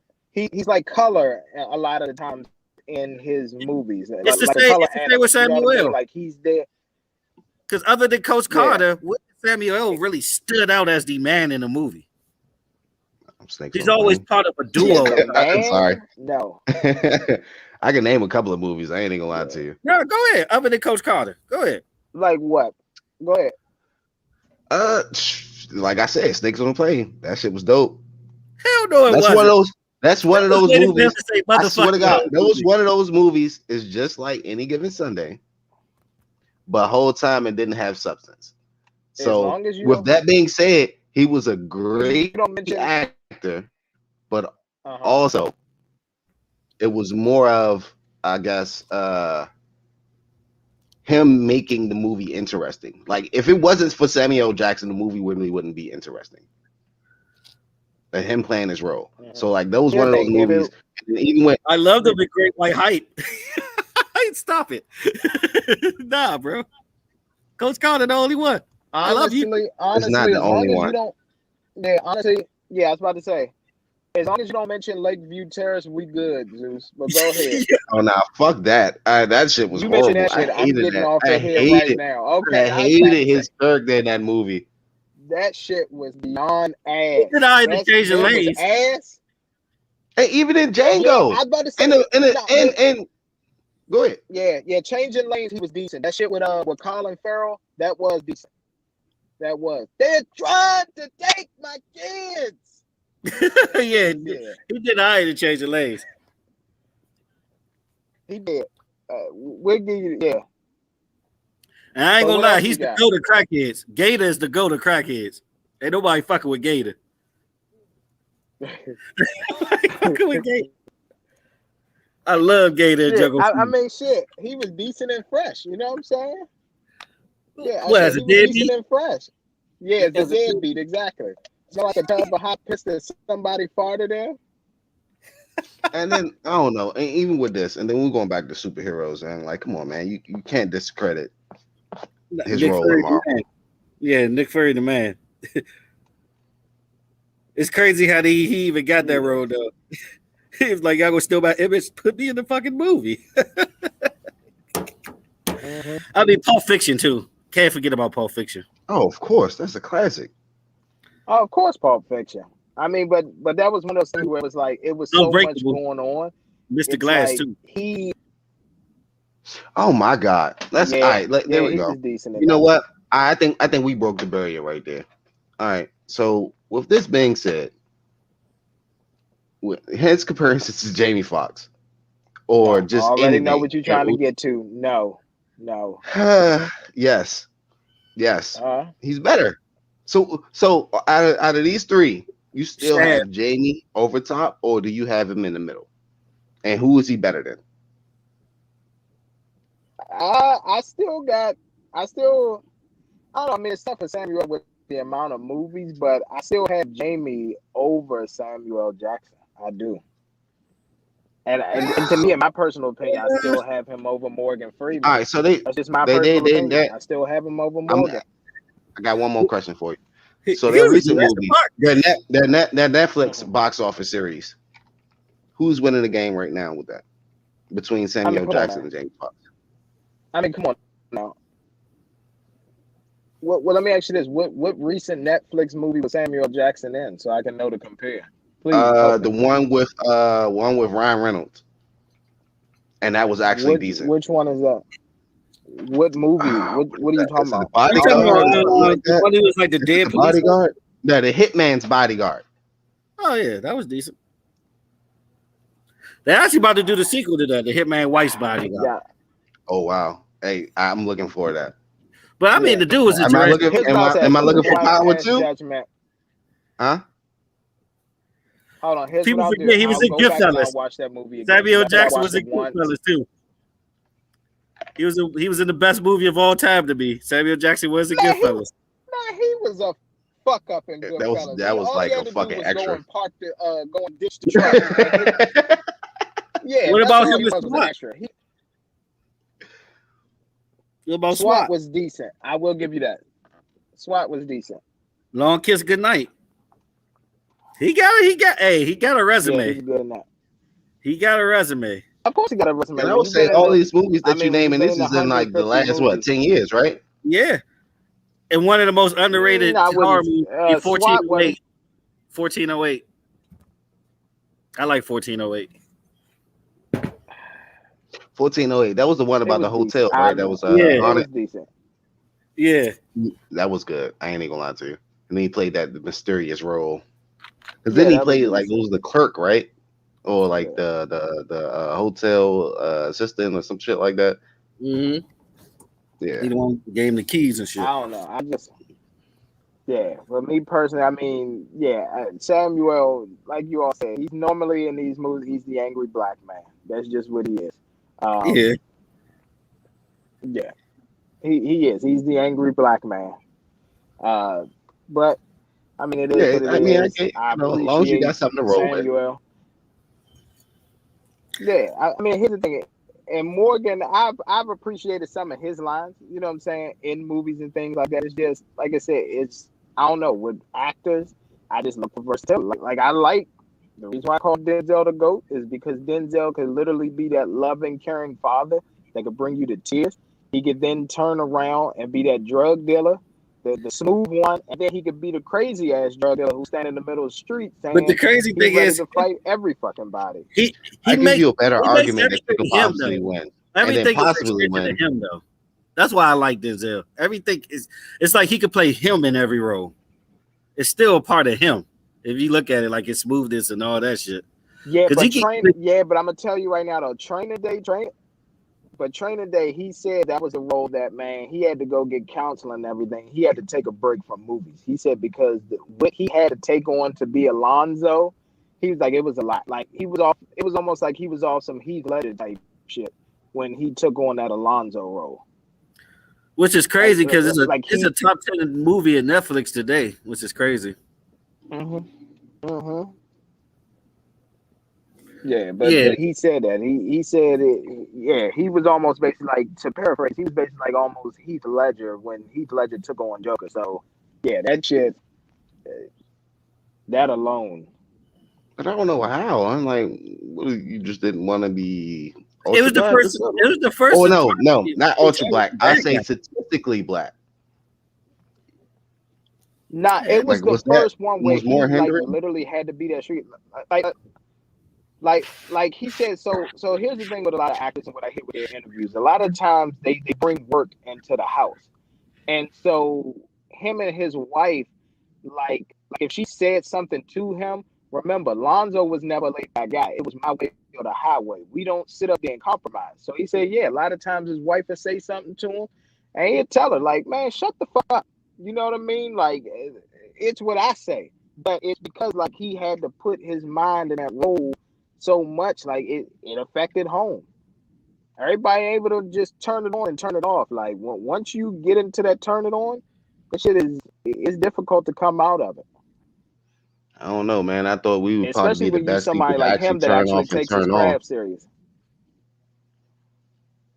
I mean, just living in this world. I mean, it's always code switching. Shout out to Big Mouth, and yes, no sponsor, but the Big Mouth, yeah, they had a scene where this, you know, it was the cool black guy in school was teaching the nerdy black girl that was going through puberty, and she just learned about life and met her family relatives, and Mm-hmm. she's mixed, and he was telling her like, hey, it's code switching. It's like, all right, when I'm with you, I'm on here, it's on medium.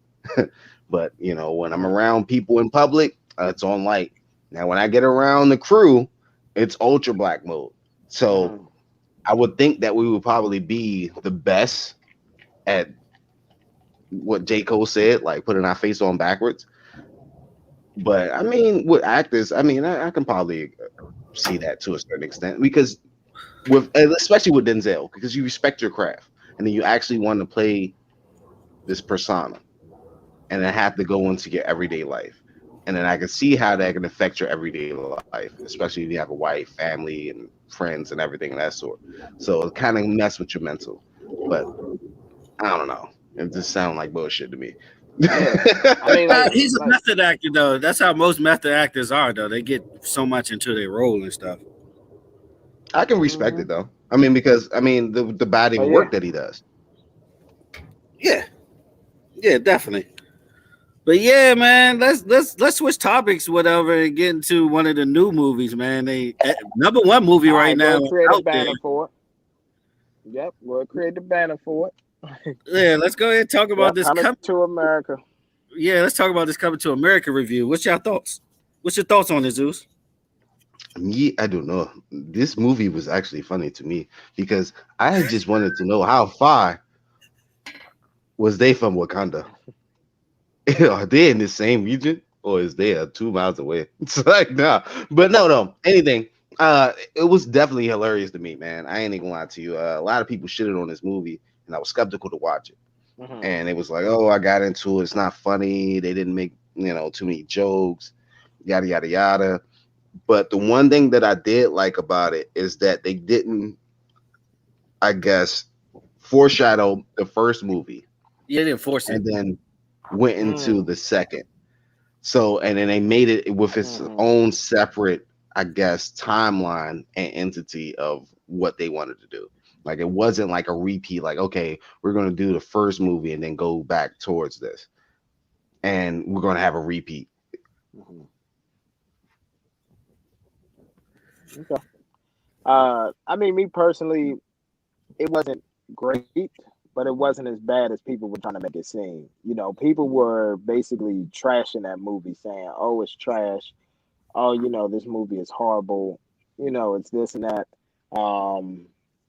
They were trashing it. Me personally, is it something I'm going to watch over and over again? No, but is it a decent movie that you could watch with the family and you could kind of like understand like what they were doing in this movie? Yeah, which was basically like, hey, first of all, you saw some sexism in it. You saw that this movie was mainly focusing on sexism and also knowing who you are and where you're from. So with the sexism, obviously the daughter who wanted to reign and everything, and know, him trying to go all the way to America to grab his son, but his daughter is there with him in Zamunda, Wakanda, or whatever else, and she's able, she's ready to take over. And them basically saying, no, because you're a woman, you're not fit to lead. So I felt like I saw a lot of that in there. And then, yeah, just knowing your history and knowing who you are as a person, I saw a lot of that as well. So it's, like I said, it's a decent movie. It's a family movie. You sit down with the kids and watch it. But is it going to be something a month from now, 2 months from now, I sit down and say, hey, I can't wait to see this movie. Or I'm bored and I want to watch this movie. It's not going to happen. It's not. I will probably never, ever watch that movie again. Unless it's just on at someone's home that I'm at. And even then, wow. I'm still but like, why? You didn't think it was funny? I mean, like I said, it was just it was a decent movie. So the truth be told is this: the first 2 times that I watched it, I fell asleep. I did. Same. I didn't want to, but I fell asleep. And then by the third time when I watched it, I was like, okay. I was like, decent. So, but Mr. again, Jones, I was just like, yeah. What's your point of view before we get back into it? Because I do want to add something, and I don't want to steer you from your point. How you feel. Okay. I think it was the best Tyler Perry movie ever filmed at Rick Ross' house. I thought, I thought it was good for the times we're in.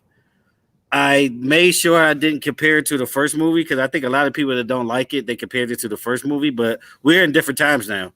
Half the shit they got away with in the first movie, you can't get away with in this movie. Exactly. I thought in particular the funniest scene probably when they was back at the barbershop. That was hilarious to me. Yeah.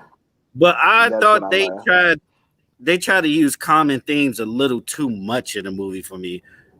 And it kind of derived from the main point of what MT was saying, the whole sexism and everything. That was the main point in the movie to me. And staying true to your roots. Because he was turning to King Joffrey. He was really turning to King Joffrey. But I thought it was a lot of unnecessary fucking appearances in that movie. What the fuck is Salt and Pepper doing in that movie? It had made no sense to me at all. Like I thought they was more. I know Ross is in the movie. If you're gonna use my house, I better be in the movie. So I understand why Ross is in the movie for that one scene. But I thought go ahead. Go ahead. Just to say something real quick. Gonna say, go ahead, MT. Go ahead, yeah. Tiana Taylor acting was horrible. Can we just say that? I love Tiana Taylor. Hey, look, I'm gonna go back to that. Look, we got way more. Let me ask you, who worse, her or Beyonce? What he was saying. Who worse? Go ahead, MT. Go ahead. Since we there, fuck it. Who worse, her or Beyonce? I don't know. No, she's worse. Fuck that. did improve in her last movie. Yeah. Right. Yeah. I mean, if I never see any one of them act again, I'm okay with it. I'm okay with it. Seriously. I'm okay. Hey, yeah. All right. So not to go left. Yeah. So you thinking Beyonce movie when she had the joint with Idris Elba, that was horrible? Which one? You talking about? Oh yeah, you talking about that obsessed shit? That was Yeah. decent, but I just felt like I felt like she was playing like what could have been her. You get what I'm saying? Like we saw Lemonade, so obviously Obsession, it wasn't too far off. You know what I'm saying? So yeah, it's just one of those things, man. I was just like, okay. But what was Beyonce's latest movie? I can't remember what it was. But like she was horrible in Goldmember, Austin Powers, terrible in that movie. Foxy Cleopatra, like come on, man. Like I mean, her best movies is what she sing, what she do, what she do. Exactly, to be honest with you. Yeah. Dreamgirls and Cadillac Records. She was great. The Cadillac Records. She was great in both of those. Yes, she was great in both of those. I appreciated her for that. But again, I don't need to hear. I don't need to hear, hey, featuring, or this movie starring Beyonce. That's not going to make me go and see it. It's not. Okay? It's just not. I ain't even going to lie to you. Lion King was horrible too. And she didn't even act in it. I'm saying. Yeah. But now, look, coming back to this. And what I wanted to ask, man, was that as far as the sexism part that you guys said, and do you think it wasn't a good play? Because think about it, from the last movie and going into this one, we really didn't know the whole backstory of his family, and then with him having 3 daughters and him having one that could, I guess, play the role of a queen and be dominant and savage, and also the other side that he could do, he was supposed to bring change. That was the whole reason for him going to America, because he wanted to break the tradition. And going back to his father, or becoming his father, because he had to play or portray this image. Like, do you think that wasn't the best scenario for the movie? Because me personally, I thought it was kind of great. No, I don't think that's. But all the other bullshit in between derived from the point at one point, though. It was almost distracting. I request. And here's the thing. Can we just call this out? But like, here's the thing. Can we just call this out right now? Here's the thing, and I'm all for women having equal rights. I'm all for women getting theirs and everything like that. But can we stop just like oversaturating the market? Like seriously, I don't mean to get into my Kevin Samuels right now.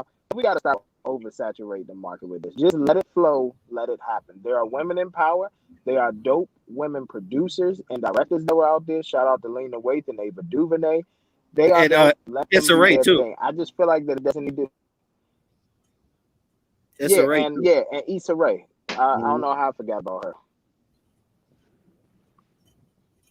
Yeah, I agree, but this also shows that as far as black women too, a lot of black women get typecasted. Remember, at one point, men used to just play black women. A lot of men played black women. Like people like Leslie Jones that was in that movie. She's typecasted. She always got to be the ghetto black woman. Everything she plays in, and I'm pretty sure she's a better actress than her. You know what I mean? That's one thing I noticed too. Like a lot of black women get typecasted in movies. Maybe she's trying to which is Samuel Jackson career as being the ghetto black woman, but like he's the angry black man, the ghetto black woman. Yeah, I just feel like with a lot of black women. Here's what I need to see more in movies. I want to see more positive black women. I want to see more positive black women that have black families in these movies. It could be woman on woman. It could be man and woman. I don't care. But I'm just tired of the negativity, and I'm tired of the bullshit. We forgot Beyonce too in Hidden Figures. Was she in Hidden Figures? I don't remember. What the fuck is Hidden Figures again? Hold on. Yeah, I know. Right? When the black woman made for the moon landing. Oh When they made no. Beyonce wasn't in that, sir. That wasn't her in there. That was no, Beyonce wasn't in those Janelle hidden Monáe. It figures. was Janelle Monáe. That was what is her Janelle Monáe. name? Yeah, Janelle Monáe. She was in that. She's a good actress She's too. another one. She is a good Antebellum was actress. I'll be garbage. honest with Antebellum but fucked she's her up though. another one. I'm glad I didn't watch that movie, but just going back to this though, we're coming to America. Yeah, Antebellum. I don't was think we ass. really got your whole side of how you felt, Mr. Jones, before we really break the movie down. Now, one thing I do say is, if somebody don't like the movie, they shouldn't be fucking chastised for it. Because I can understand, especially comparing it to the first one, that shit got to stop. If somebody don't like the movie, they just don't like the fucking movie. Like, we all crucifying people for not liking the movie. They act like Coming to America is fucking Black Panther or something. Like, that's one thing that really kind of pissed me off about it, because the movie do deserve mixed reviews. It's not the greatest movie. It has its cheesy moments. It really does. It has its cheesy moments. Like I said, it's a great Tyler Perry film. I respect it for what it was and the point it tried to come across. But if we're going to just compare this to like actually a comedy movie, it's not one of the greatest. And I'm with MT. I will probably not watch it again because it took me to the third attempt to stay up past it, to be honest with you. But just because somebody don't like the movie or say it's trash, doesn't mean they have to be crucified for it. And I've been saying that a lot, and that's bullshit. Or they're less black or something like that. Yeah, or they less black. Is this and thank you, Mr. Jones. You took the words right out of my mouth. Cheesy. It was. They had some cheesy, corny ass moments in there. I mean, but what do you expect from a movie that's majority black and also that's playing the guidelines of trying to show black culture in a new light versus the typical black comedy that we do have? But let me ask you this though. That's why you think it's cheesy, because it's supposed to be in that movie. Do you think it was some unnecessary appearances in that movie? I'm gonna go back to that. Get everybody in it. You should say it's salt and pepper, right? Now, what that was, I believe that they were trying to make the mark of bridging the gap from where he originated from in the first movie, which that was Queens and New York, and that style of rap, and what was in that. You mean DC? That's why they had Salt and Pepper whole career was off go-go music. Let's keep that real. Like, honestly, I do have a personal vendetta against Salt and Pepper. Huh? I got you with that. But just with the first movie and what was, I guess, the ear to music, because basically what his initial purpose was to bring Queens to Zamunda. So a lot of those appearances was for that, and I think that's was taken out of place. You can agree to disagree, but teach it though. I just felt like it was just cheesy at times. I really do. Them walking outside, and remember when he did where like he jumped or like he said the line and then like the guard moved and all that. Ha ha! You see what they did? It was just corny. It was just some cheesy, corny moments in that movie. But overall, like I said, it was a decent movie. It wasn't bad, but it wasn't great. It was a middle of the pack movie. And again, here's the thing: if my daughter says, "Daddy, I want to watch it," we will sit down and we will watch it. However, me sitting down to initiate and saying, "Hey, let's watch Coming to America," I'm not going to do it. I'm just not going to do it. It's just not going to happen. Yeah, it, like I said, it wasn't a great movie, but it wasn't a bad movie either. And I don't blame those that don't like the movie. That was just my whole premise of it. We can run down the GBU. We can real quick. Who's some of the good moments then, if anything, that you like? The barbershop scene. The barbershop scene was a good moment. Barbershop scene was a good moment. Yeah, a lot of the original cast was on there too. Mm-hmm. A lot of original cast was on there. I like that as well. I like Tracy Morgan in there. Mm-hmm. That was also good. Another good thing that I liked about it was, hey, I was able to watch it on March 4th and not March 5th.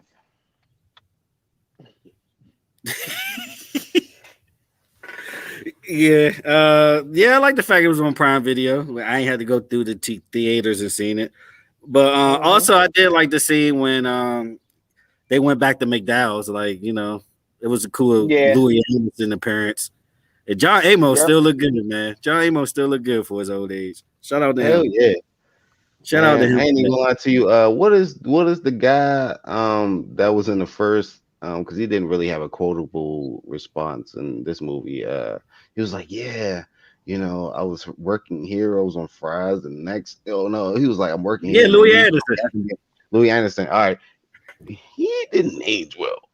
Talking about aging, I was like, man, he looked like he melting. I mean, well, here's the thing. I don't want to say the obvious.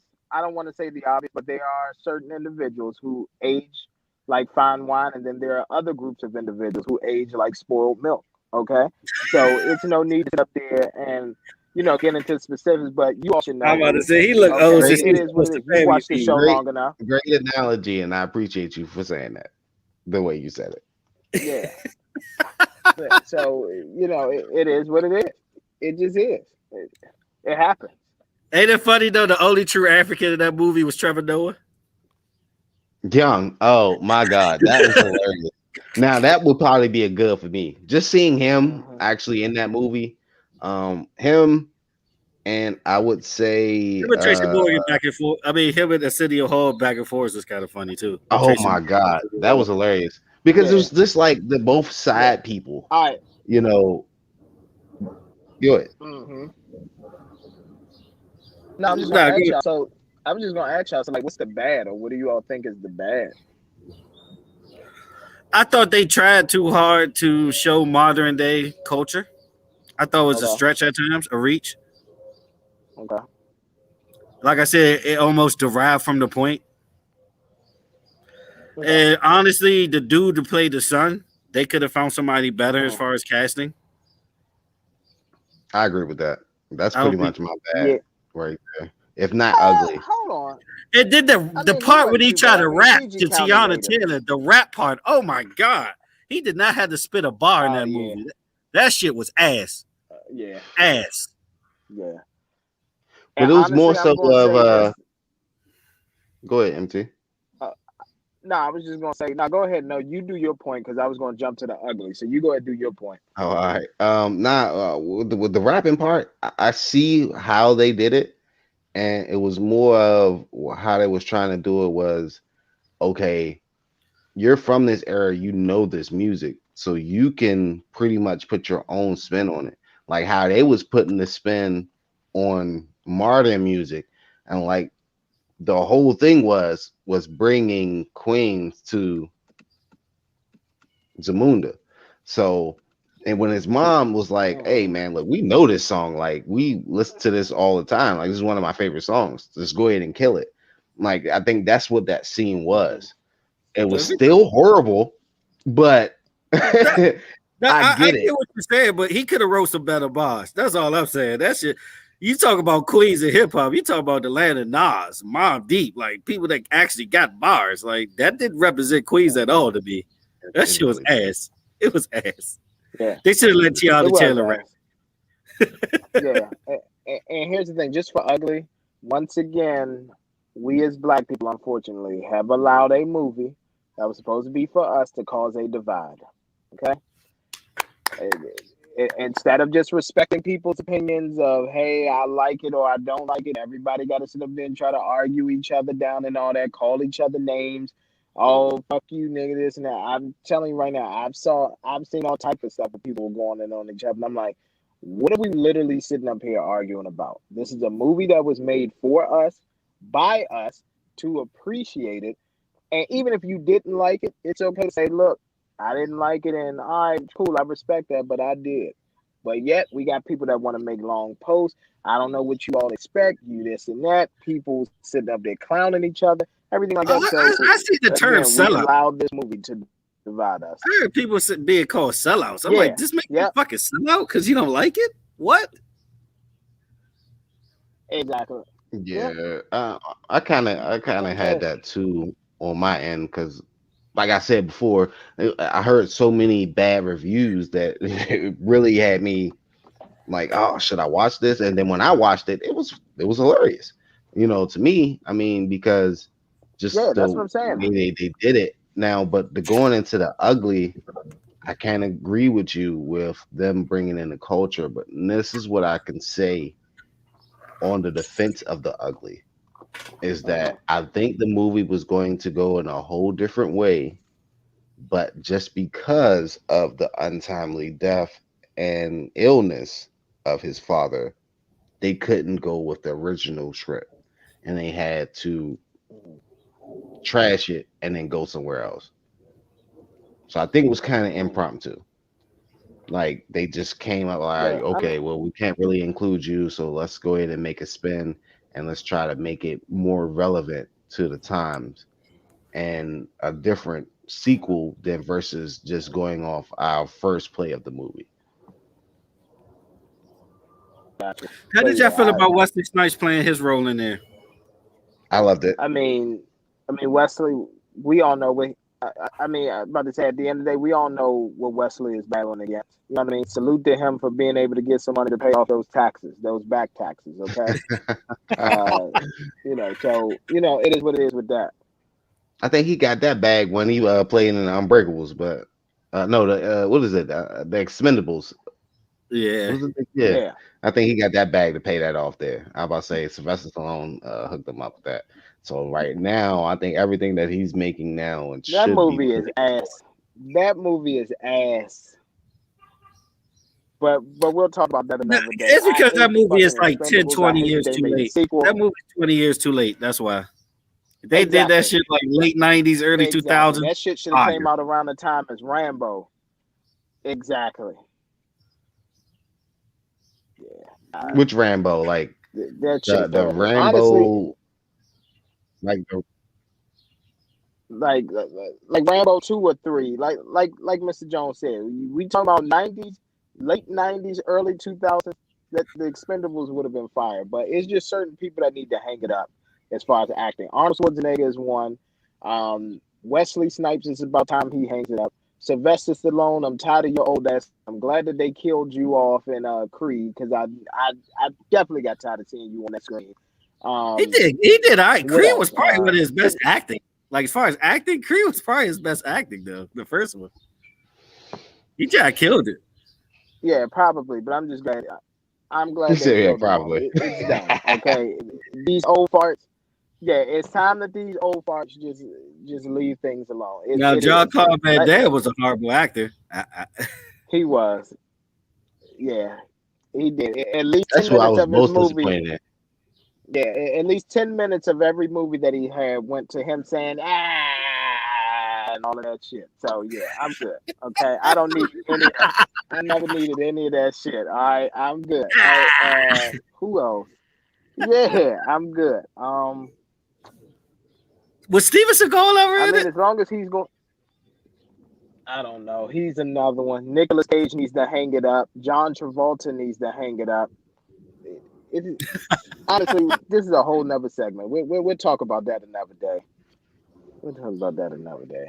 I can't wait we go there. I ain't gonna lie to you. We should go to actors over 45.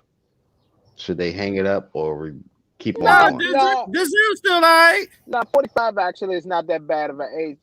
I was about to say Angela Bassett, like, come on now. She's 52 and still killing on 911. Yes, she is. Yes, she is. Yeah, that and American Horror Story. I'm just saying, I'm talking about these.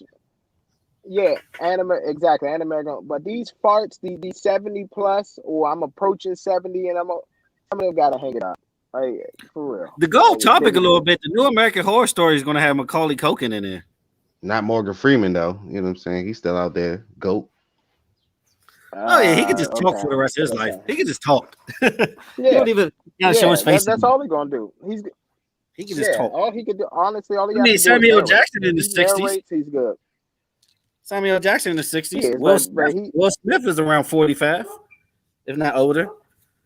Yeah, but Will Smith is still good. Yeah. As long as he plays the right roles. Because Will Smith been accepting trash too lately. He got to be in the right roles, though. That's all that is, Will. Yeah. But 1 out of 5, though. What we give Coming to America? But 1 out of 5. I 3.5. would say I give it a 3.5. I give it a 3.5. I give it a 3.5. I give it a solid 3 in the middle. I give it a 3.5. I couldn't do in the middle because I actually enjoyed the movie. And in agreement and then also like disagreeing. Like I probably would watch it another time because I feel like it's something that I missed after I watched the first one. But watching it again with family, just like MT said, yeah, I definitely probably do that. Like if somebody came over and they're like, oh, I haven't watched the movie in a while, I'll probably put on Coming to America. Got a couple of more weeks left because once Mortal Kombat come out, that's going to shut down the game. Yeah, it will. I can't wait for that one. Mortal Kombat is going to be the one. I can't even. Honestly, I'm excited for this Justice League. They got Joker in this one, so I'm just going to be honest with you. If this one turns out to be decent, then okay, they redeem themselves. But if not, now what makes me scared about is how many times they pushed it back. And how many clips they had to edit. Because remember, they said the original cut was like 5 hours long. So they had to cut a lot of that shit out. Yeah, no. That's my only fear about it. Yeah. But yeah, man. But let's go ahead and wrap this up. Yeah, it actually comes out this Friday, so everybody tune in. I know y'all got y'all stimmy, so enjoy. And yeah, I'm MT signing off. And with me is my co-host, Mr. Jones, aka Sam Jones, the Mr. Come First because you gotta respect me. And to my right today. Oh man, you know what it is, man. It's just the truth, man. Glad to be here at any time. But make sure you always follow the crew and to my show home. You know what I'm saying? And show your support. Make sure you like, share, subscribe, everything that you got to do. Make sure you follow them on YouTube and everything that you can. And then we respect you listening in. Till next time. Peace.